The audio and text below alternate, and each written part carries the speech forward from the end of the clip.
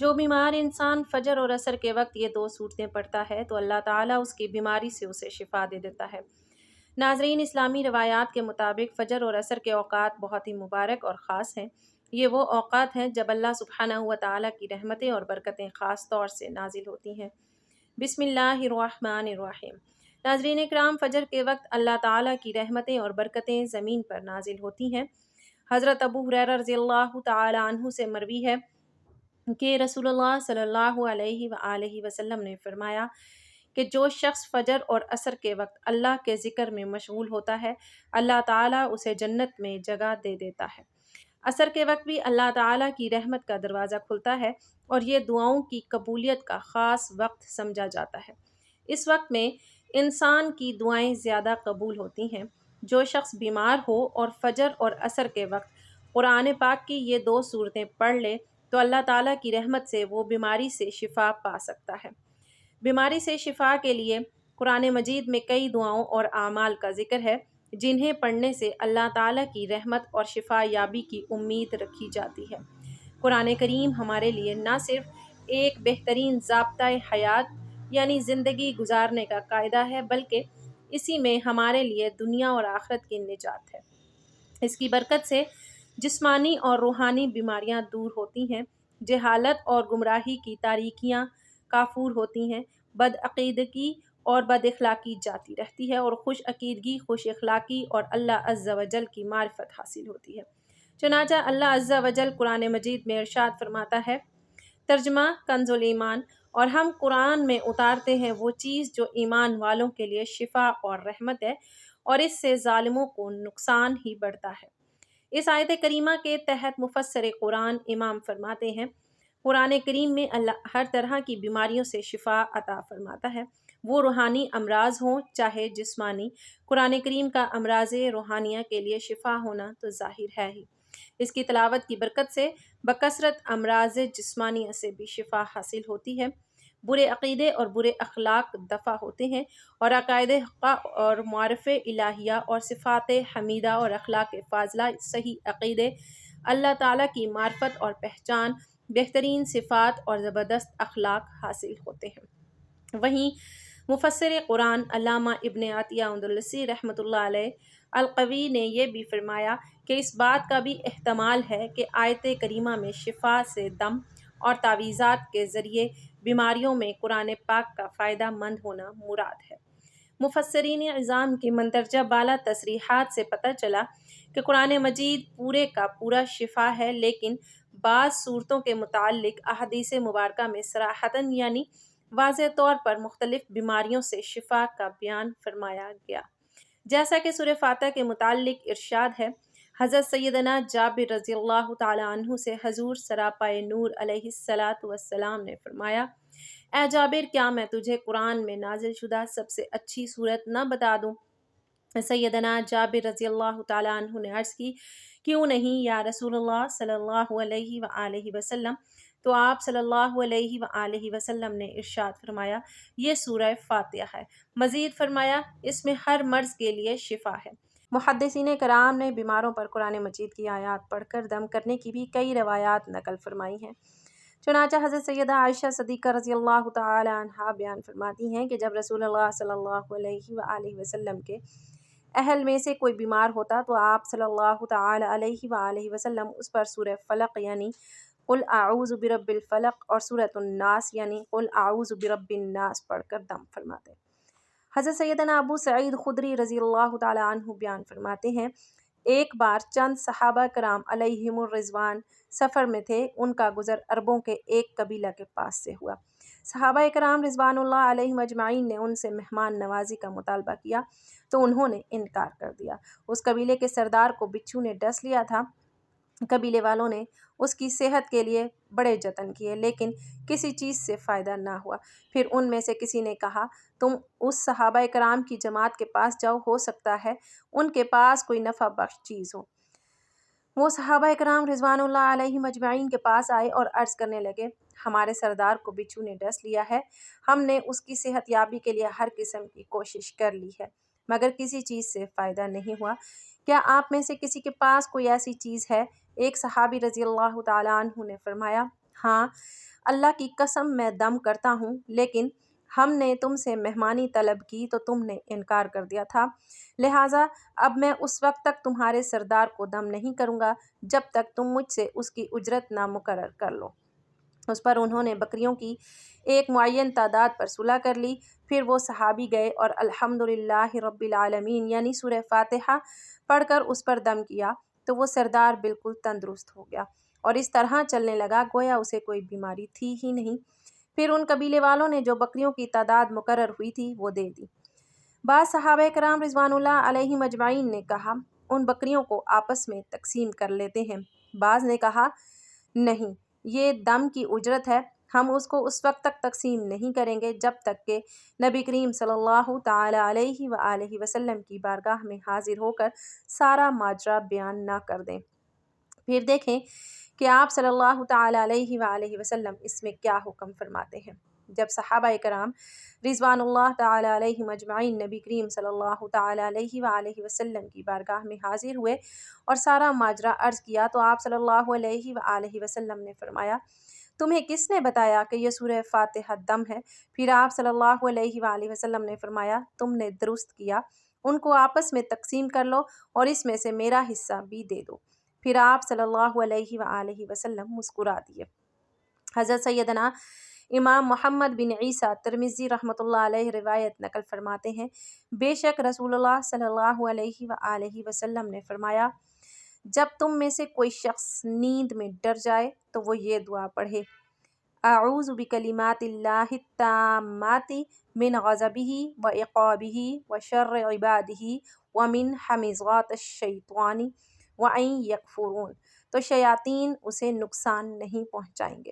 حضرت سیدنا عبداللہ بن عمر رضی اللہ تعالیٰ عنہ اپنے بالغ بچوں کو اس دعا کی تلقین فرماتے اور جو نابالغ بچے ہوتے ان کے لیے یہ دعا کاغذ پر لکھ کر گلے میں لٹکا دیتے تھے۔ محقق علی الاطلاق شیخ عبدالحق محدث دہلوی رحمۃ اللہ علیہ اس حدیث کی شرح میں لکھتے ہیں اس حدیث سے گردن میں تعویذات لٹکانے کا جواز معلوم ہوتا ہے۔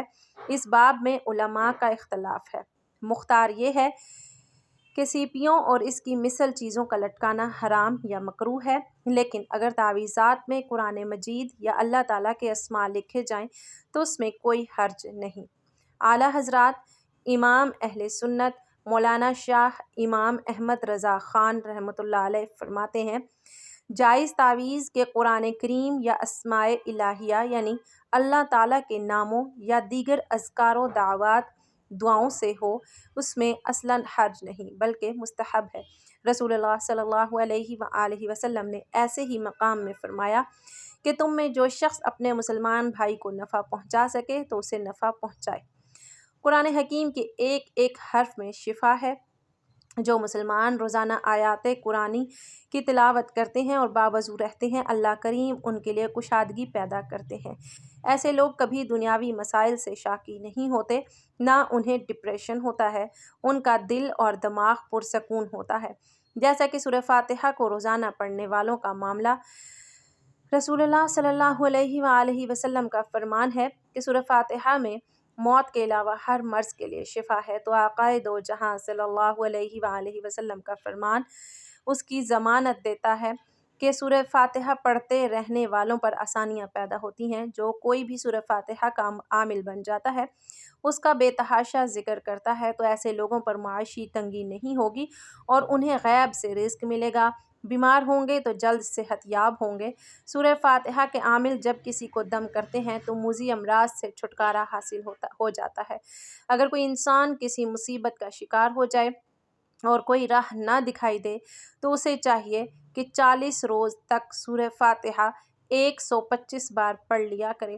اگر کسی مریض کی تیمارداری کے دوران اس کی شفا کے لیے اس کا ہاتھ پکڑ کر 7 بار سورہ فاتحہ باوضو ہو کر پڑھی جائے تو وہ جلد صحت یاب ہوگا۔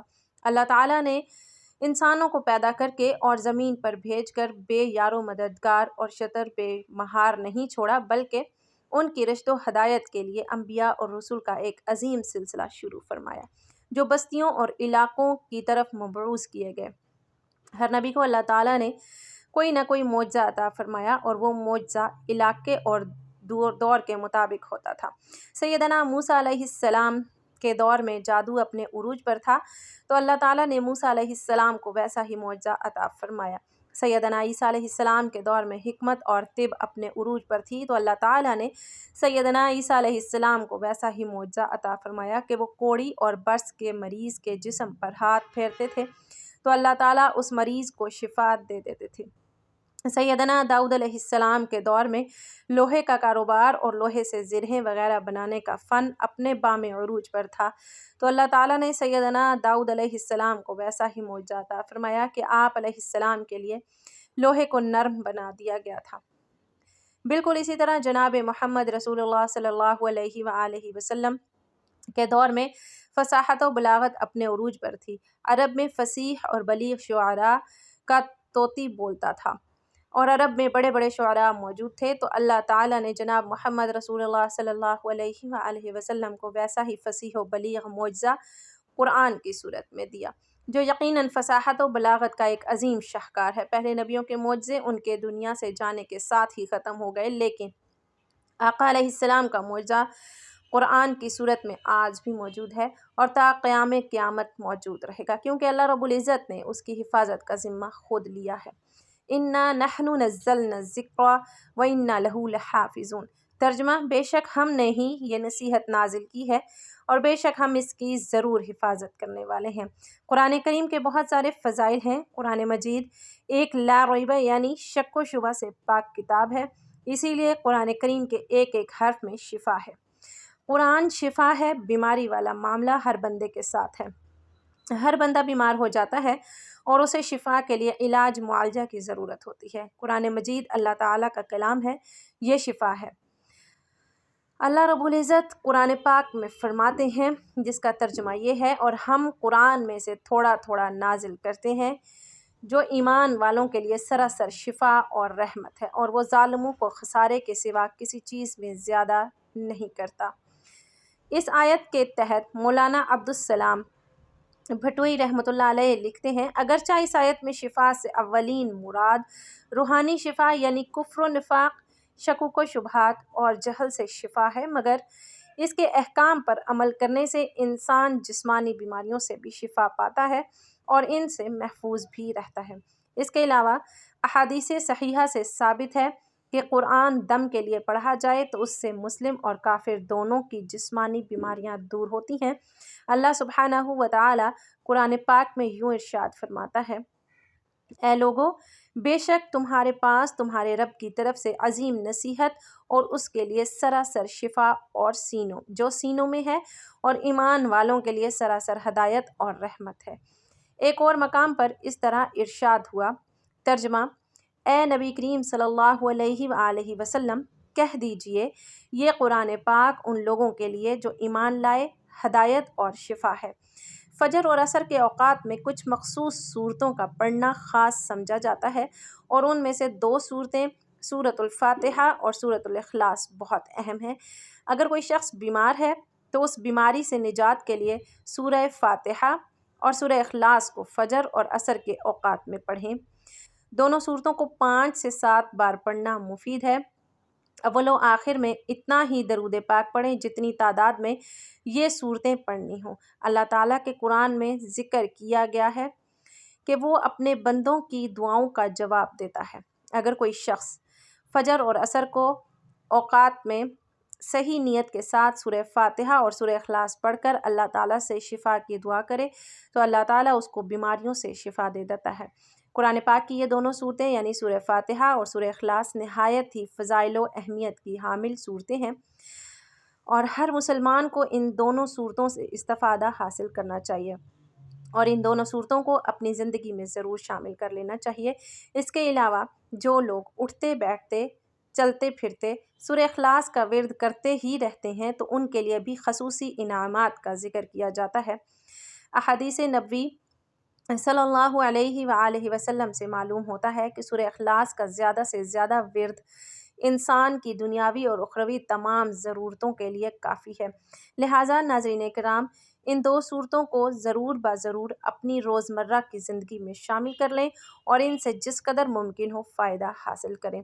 اللہ تبارک و تعالیٰ سے دعا ہے کہ نیکی کی بات کو سننے، سمجھنے اور اس پر عمل کرنے کی طاقت اور توفیق مرحمت فرمائے۔ میرا سنانا اور آپ کا سننا اپنی بارگاہ رحمت میں قبول و منظور فرمائے، آمین یا رب العالمین۔ ناظرین کرام، آخر میں درخواست ہے کہ میری آج کی اس معلوماتی ویڈیو کو لائک اور شیئر کر دیجئے اور میرے اسلامی اور اصلاحی چینل کو سبسکرائب کر لیجئے۔ جزاک اللہ خیرن کثیرہ۔ اللہ رب العزت ہم سب کا حامی و ناصر ہو۔